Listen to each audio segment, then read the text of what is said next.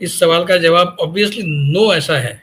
ऐसा तो नहीं है कि अभी आर-पार की लड़ाई हो जाए। क्योंकि अगर आप आर-पार की लड़ाई कर भी लेते हैं, तो ये सोच लेना कि उससे पाकिस्तान जो कर रहा है वो करना बंद कर देगा, ये मूर्खता होगी। तो फिर टू व्हाट एंड, ये सवाल है।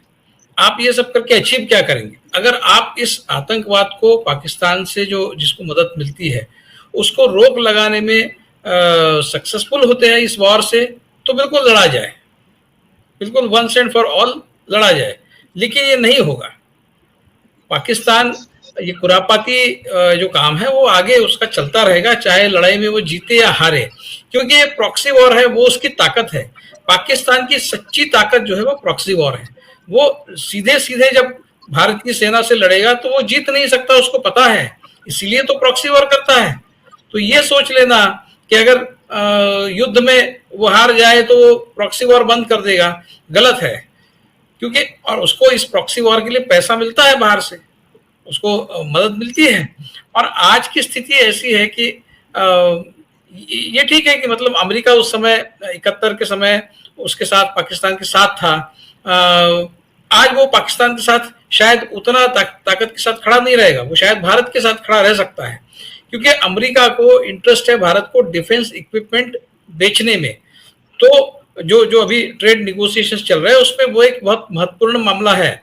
अमेरिका भारत पर इस बात की शर्त लाद रहा है कि वो डिफेंस इक्विपमेंट अमेरिका से खरीदेगा। तो अमेरिका को तो चाहिए कि ये लड़ाई हो ताकि भारत को उस डिफेंस इक्विपमेंट की जरूरत पड़े और वो अमेरिका से वो इक्विपमेंट खरीदे। ये तो अमेरिका का इंटरेस्ट है। तो वो अगर वॉर होता है तो अमेरिका बिल्कुल उस वॉर से खुश है और वो भारत के साथ रहेगा, क्योंकि जितना वॉर लंबा चलेगा उतना डिफेंस इक्विपमेंट ज्यादा से ज्यादा भारत को बेचने में वो सक्सेसफुल होगा। तो अमेरिका का इंटरेस्ट उसमें हो सकता है। और उधर पाकिस्तान के साथ चाइना, पाकिस्तान अकेला नहीं रहेगा, पाकिस्तान के साथ चाइना खड़ा रहेगा मिलिटरीली। देखिए ये सारे देशों ने कल परसों जो हुआ उसका उसकी निंदा की। मैंने कहीं चाइना से स्टेटमेंट आते हुए नहीं सुना है। आ गया है। अच्छा, full fresh statement है। China has condemned it and China has used the word terrorism in the I was interested to see this word terrorism. अच्छा, he has used the word okay, पूरा कहा है। चलो ठीक है। लेकिन क्या चाइना ये मानता है कि ये टेररिज्म पाकिस्तान से ओरिजिनेट हुआ है? उसके बारे में कोई क्लैरिटी नहीं। वो पाकिस्तान पर इस टेररिज्म का दोष तो नहीं लाद रहा है। तो मुझे लगता है कि वो टेररिज्म को कितना भी क्रिटिसाइज करे, लेकिन वो पाकिस्तान इसमें अगर शामिल है तो पाकिस्तान ने ये नहीं करना चाहिए। इस तरह का कोई स्टेटमेंट चाइना की तरफ से नहीं आएगा, क्योंकि आखिरकार चाइना के जो इंफ्रास्ट्रक्चरल इंटरेस्ट है, चाइना के स्ट्रेटेजिक इंटरेस्ट, वो पाकिस्तान में है, भारत में नहीं है। भारत से ज्यादा वो पाकिस्तान में है। तो वो पाकिस्तान के साथ ही खड़ा रहेगा। वो भले ही डायरेक्ट खड़ा नहीं रहेगा, इनडायरेक्टली पाकिस्तान को मदद करेगा, जैसे अमेरिका ने पाकिस्तान को 71 में मदद की थी, उस तरह की मदद करेगा, ऑन द स्लाई करेगा, क्योंकि उसके भारत में भी इंटरेस्ट है और भारत में उसके ट्रेड इंटरेस्ट है। लेकिन वो ट्रेड इंटरेस्ट इस तरह से नहीं है कि उसको किसी भी तरह से भारत में अपना माल बेचना ही है। वो भारत की तरफ से ज्यादा इंटरेस्ट है। भारत को चाइना से माल खरीदना ही पड़ेगा, ऐसी स्थिति अंतर्राष्ट्रीय बनी है। तो ये जरूरत भारत की ज्यादा है। ये भारत के जो अधिकारी है कॉमर्स मिनिस्ट्री के और बाकी कंसर्न मिनिस्टर्स के, वो विदाउट बीइंग कोटेड वो न्यूज़पेपर्स को बता रहे हैं, मैंने इसकी खबरें पढ़ी है कि हमको हर हाल में चाइना से माल खरीदना पड़ेगा। इस तरह की स्थिति बनी है। ये टैरिफ वॉर जो चल रहा है उसकी वजह से। तो हमारी जरूरत चाइना ट्रेड से रिलेटेड जो मामला है उसमें हमारी जरूरत चाइना से ज्यादा है। अगर चाइना की जरूरत हमसे ज्यादा होती तो शायद वो पाकिस्तान को मिलिट्री मदद करने से कतराता। लेकिन हमको हर हाल में उनसे ट्रेड के फ्रंट पर हमको हर हाल में चाइना से मदद चाहिए, इसलिए मिलिट्रीली वो पाकिस्तान को अगर मदद करता है तो हम उतना अपोज नहीं कर सकते। तो कुल मिलाकर स्थिति जो है वो बैलेंस ऑफ पावर जो है, ऐसा नहीं कह सकते कि पूरी तरह से भारत के पक्ष में है। हाँ, दोनों देशों की इंडिविजुअल मिलिट्री कैपेसिटी की हम अगर बात करें तो भारत बहुत ज्यादा पावरफुल है, इसमें कोई शक नहीं। और अगर दोनों सिर्फ एक दूसरे से लड़ते हैं without being aided by outside forces, तो भारत ये वॉर 2 दिन में 4 दिन में जीत सकता है, ऐसी स्थिति है। लेकिन ऐसा नहीं होता है। यूक्रेन में क्या हो रहा है, रशिया इतना पावरफुल है लेकिन यूक्रेन अभी कितने सालों से लड़ाई चल रही है लेकिन उसका कुछ हल नहीं निकल रहा है। हमास का फोर्स इतना छोटा है, फिर भी जो डिसाइसिव कोई वॉर इजराइल ने जीता है ऐसा नहीं, वो सिर्फ लोगों को मार रहा है इजराइल, लेकिन वॉर जीता है क्या? तो ये ऐसा मानना कि कोई मिलिटरीली कमजोर है तो वो हम उसको 2 दिन में मजा चखा देंगे और 1 हफ्ते में मजा चखा देंगे, ऐसा मानना आज की स्थिति में गलत है। पिछले कुछ सालों का अनुभव देखते हुए ये जो लड़ाई है आजकल की, ये सालों साल चलती है। ये हमने गाजा में देखा है, हमने यूक्रेन में देखा है, हमने ईरान इराक वॉर में भी उस समय देखा था, और जहां कहीं भी इस तरह के फ्लैश पॉइंट्स बनते हैं वहां सालों तक ये चलता है।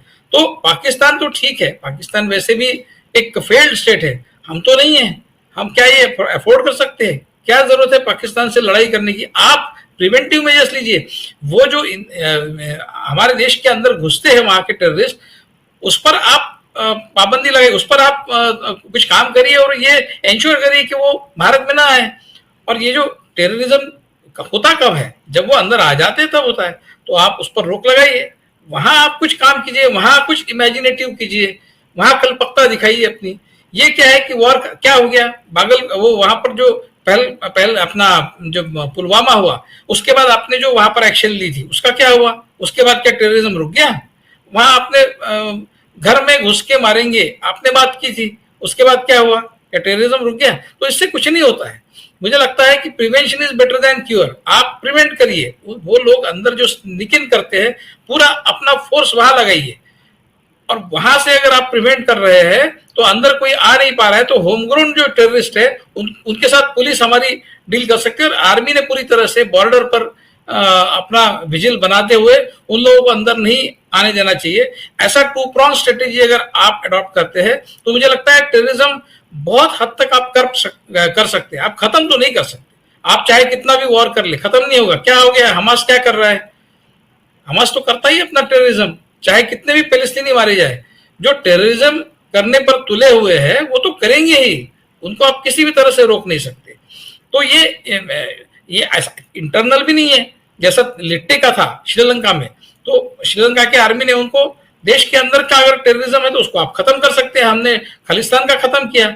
लेकिन पाकिस्तान में टेररिज्म पल रहा है तो उसको आप वॉर से खत्म नहीं कर सकते, उसको प्रिवेंशन से ही आप कर्व कर सकते हैं। 90% कर्व कर सकते हैं, 10% तो चलता रहेगा इधर उधर इक्का दुक्का, वो तो ठीक है। तो यहां पर तो क्लियरली आपका लैप्स है, आप इसमें पाकिस्तान से दोष आपका ज्यादा है।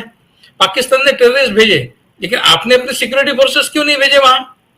अगर आपके सिक्योरिटी फोर्सेस वहां रहते, हजारों लोग जहां पर टूरिस्ट बनकर सैलानी बनकर जा रहे हैं, वहां आपका कोई सिक्योरिटी नहीं है, तो वहां दोष किसका है? आप अपने दोष के लिए पाकिस्तान के साथ इतनी बड़ी लड़ाई करने पर तुले हो, जिससे देश का पैसा जाएगा, जिससे देश की स्टेबिलिटी जाएगी।